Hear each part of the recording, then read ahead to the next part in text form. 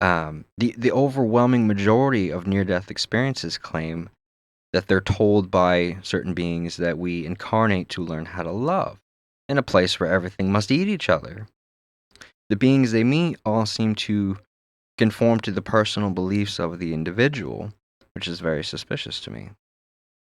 Why wouldn't there be uniformity to clarify who is exactly running the show? How much religious tension could be eased with uniformity of these experiences? So we can scientifically point to them and say, hey, well, everyone's seeing these same beings, these same entities, we're getting the same message. Okay, well, that now we have something to go on. Many NDE seem to have a very manipulative element to them, where the person doesn't want to return, but the being on the other side guilt trips them in the same way that they get them to return by telling them, oh well, they'll give them visions of what their family will go through, or they'll say that, well, you're you're wimping out or something like that.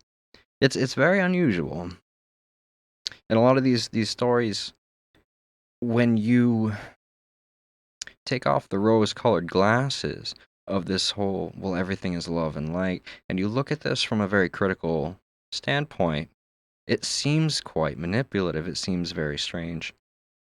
If you were to take this experience and shift it into one human to another, you might say that, well, this is kind of messed up. And that really bothered me. So I got the sense that something was not quite right. And that, perhaps the Gnostics and the people who believe this is a soul trap were onto something. I couldn't prove them wrong. And if we're to say that, well, perhaps we're creating these experiences ourselves, like when, we have a near-death experience, this is a mechanism to get us to come back to life. It evolved as a survival mechanism. And I thought that, but it doesn't explain things like remote viewing. It doesn't explain that we can have perceptions outside of our bodies.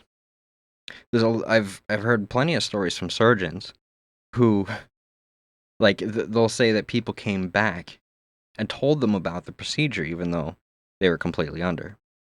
There's a lot of cases of that. There's government documents talking about remote viewing and stuff like that. So there's something there, right? So that doesn't quite explain everything, right? So hard as I tried to disprove this spiritual black pill, and that's kind of what it is if everything's a prison and a trap, it's not extremely inspiring. I wanted to prove this wrong. It would take me 2 years until I happened upon a book that completely changed my perspective. The Initiatory Path of the Mysteries of Mithras by Julius Evola. In it, he states that the spiritual world, since nothing truly dies, the greater pulls the lesser power into its orbit of influence, and they join forces. Um, Implying that everything we overcome only brings us greater power. When we overcome something, it enters our orbit. The more powerful you are, the more that the weaker forces will orbit around you.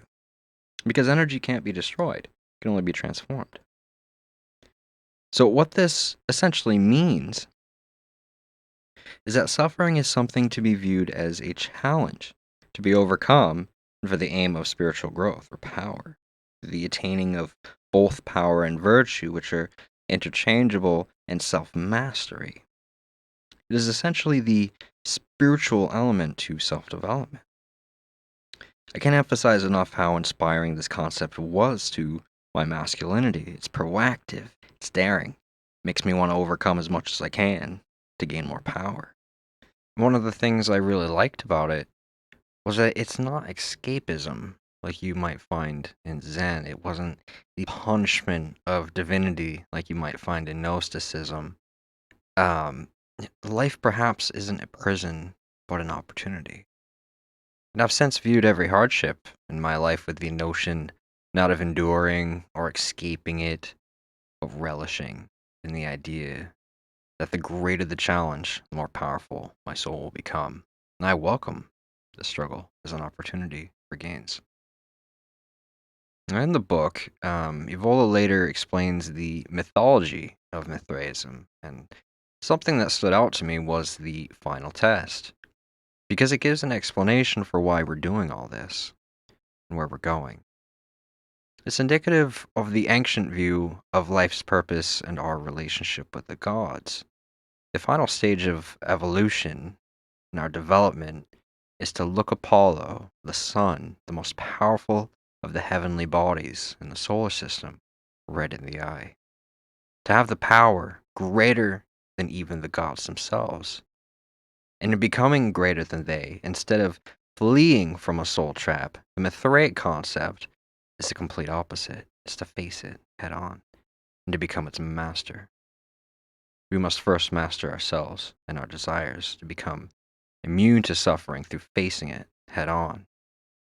The beauty is that it reconciles the paradox of living from the heart without being a pacifist, and being powerful without being brutal. It's the culmination of the connection between the primal and the divine. And it expands upon this ancient notion that the point of existence is to evolve. And in the same way that everything does in nature, it evolves to become greater and greater. And there's the idea that the point of this and what the gods want, they view us almost like children. And what every good parent wants for the child is for the child to surpass them, to become greater than they, to have created something greater than themselves. It's the ultimate goal of any good meaning parent. And that is seen as the goal of life. That's what the gods want. A peer, a friend. And I really like that idea. It's very empowering. And to me, at least at this point, this is what I believe. It's the most practical solution. It's the most practical way to view things. And it makes perfect sense with everything else that I know of in the universe. It lines up with how nature works, how evolution works, how parenting works. It seems very comprehensive to me, and so that's where I'm at. And at least for now, that's the meaning of suffering to me.